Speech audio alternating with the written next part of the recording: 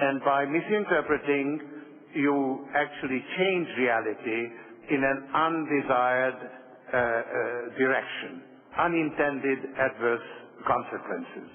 And my critique of the Bush administration is very much based on this view, and I consider the war on terror as a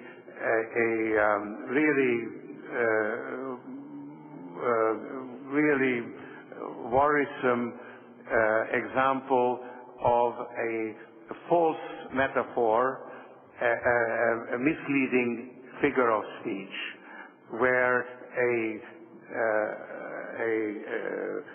kind of abstract idea of war on terror has actually led to real wars, which are now being fought on various fronts. So we have to come to terms with our fallibility. I argue we have to learn to live with the uncertainty of not being able to base our decisions on knowledge. It's very difficult, and we have not yet learned this.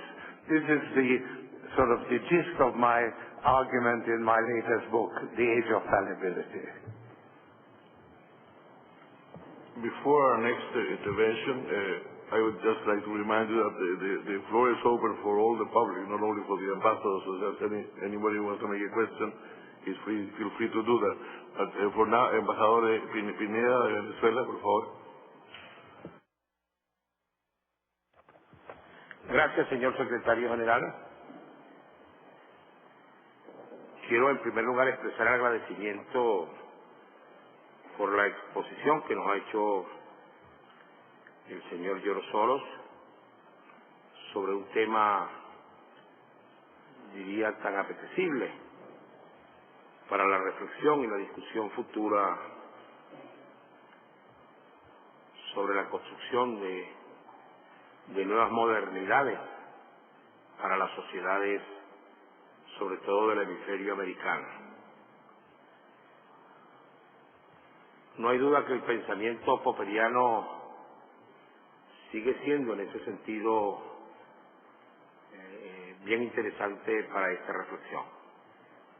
La definición de Popper sobre la sociedad abierta nos refiere a nosotros a un dilema que todavía no ha tenido solución. ¿Cuál es lo que bien pudiéramos llamar la polémica entre Popper y Hegel acerca de la inagotabilidad de las necesidades desarrolladas allí en el desarrollo del ser social hegeliano?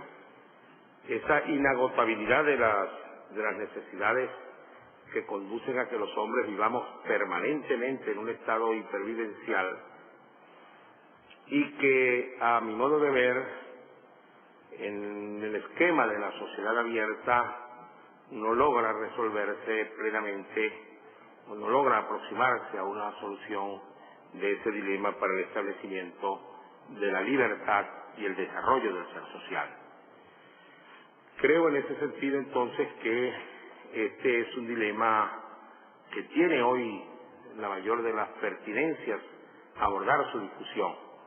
No es posible, a mi modo de ver, desarrollar una discusión objetivizada sobre la democracia y sobre los procesos políticos solo a partir de la visión eminentemente politológica, sino que desentrañar la discusión que hay acerca de la libertad significa también, a mi modo de ver, de las libertades políticas, significa también incorporar a él los criterios con respecto del desarrollo del ser social para construir una verdadera democracia, sobre todo en nuestro hemisferio.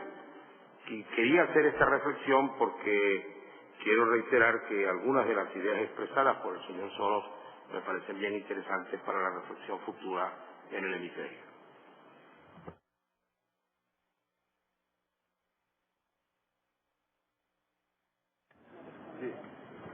Muchas gracias. No es una pregunta, solamente una reflexión, entiendo 100%. I appreciate. Thank you very much. Tengo dos preguntas por el lado allá, el señor que está acá al costado y después vamos allá atrás. ¿Se puede identificar, por favor? Thank you. What's the distinguishing characteristic of your organizations from others that work in similar areas, and how do you measure enduring success of your initiatives?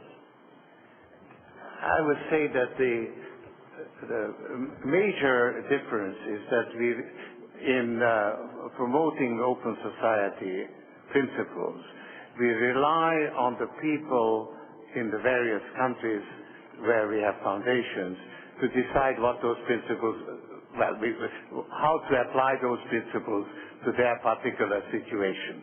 So they stand up and stand for the controversial issues in which they might get involved in. And we support them, but it's their cause. And I think that is the way in which an outsider can help build open societies. I think the idea of introducing democracy or open society certainly by military intervention is a non-starter. Yes, señora de atrás, yes, please. The microphone.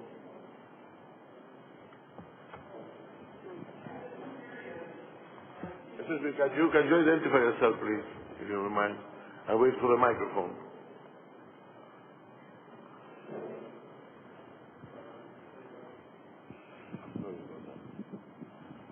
I'm sorry. I'm an Assyrian. We're the indigenous people of Iraq. And I couldn't agree more. I'm sorry, please. You have to identify yourself.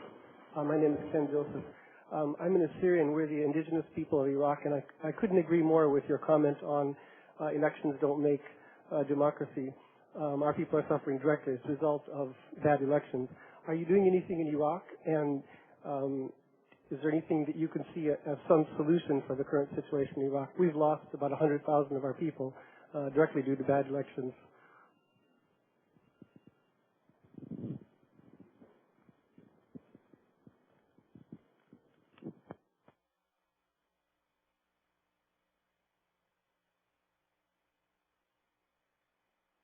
I apologize. I understand you were asking about Iraq. I was opposed to the invasion of Iraq. I think that Saddam was a tyrant, and there ought to be some way to get. It's actually good to get rid of a tyrant. But the way we went about it, actually, the United States, actually makes it more difficult to deal with this pressing issue. What do you do about tyrants? Doing it arbitrarily has made it more difficult to develop a basis of international law for dealing with rulers that abuse the sovereignty of the country. Such a doctrine is now beginning to emerge, and it actually was accepted in the United Nations, and is called responsibility to protect. And the idea is that sovereignty belongs to the people, but rulers to whom that sovereignty is delegated or entrusted may abuse their position and repress the people and engage in genocide or large-scale repression. And in those cases, since the power is in the hands of the rulers, the international community has a responsibility to protect. And I think that doctrine is the one that I hope will be developed as a basis for dealing with tyrants like Saddam Hussein, of which there are many in the world, and it's very important to deal with them because they endanger not only their own country, but other countries as well.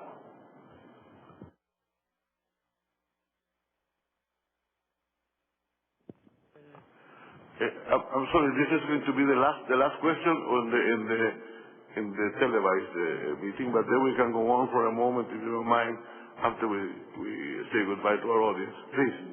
My name is Mary Mullen, and I wanted to follow up on what you were saying about the responsibility to protect. The ICC court and these ad hoc courts were established for this reason, and yet Kardish and Mladic in Bosnia, I was working with the Bosnia Support Committee for a while, are still at large. Nigeria did turn over Charles Taylor, so we did achieve that. But in northern Uganda, there are people that were indicted by the ICC court, and we really have no way to apprehend them. And I was wondering if we have to rely on Sudan or Uganda or Serbia to turn them over to these courts. Do you have any idea of how we could apprehend these monsters that you were speaking of? The International Criminal Court, I think, is an important advance in international law. And, of course, it's very important to be able to enforce the jurisdiction. In the case of Serbia, one of the indicted criminals, in fact, the two major indicted criminals have not been caught. But actually, the European Union has refused to grant certain privileges to Serbia until Mladic is delivered. So I think it's a good example of some advance, something to be proud of, the International Criminal Court. And when it comes to Darfur, actually probably the only or main leverage or pressure point that the United Nations has against Bashir, I think, president of Sudan, is that he could be indicted as a criminal under the International Criminal Court. So, as a foundation, we are great supporters of the International Criminal Court.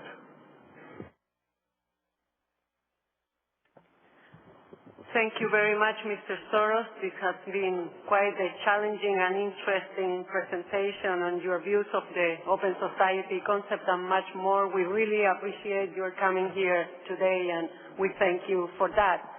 I would like to also thank our co-sponsors of the lecture series of the Americas, the Universidad San Martín de Porres in Lima, Peru, the government of the Hellenic Republic, and the state of Qatar for supporting our initiative, and all those networks that disseminate the lecture series of the Americas, HITN, EduSat, Voice of America, Venevisión Continental, and all the other networks that disseminate the lecture series.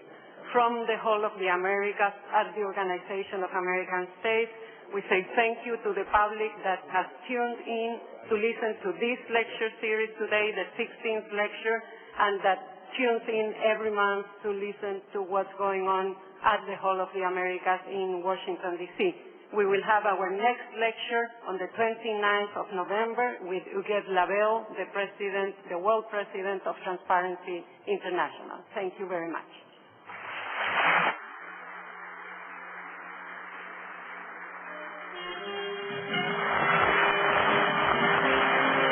Desde el Salón de las Américas de la OEA en Washington, D.C., la Organización de los Estados Americanos presentó la Cátedra de las Américas.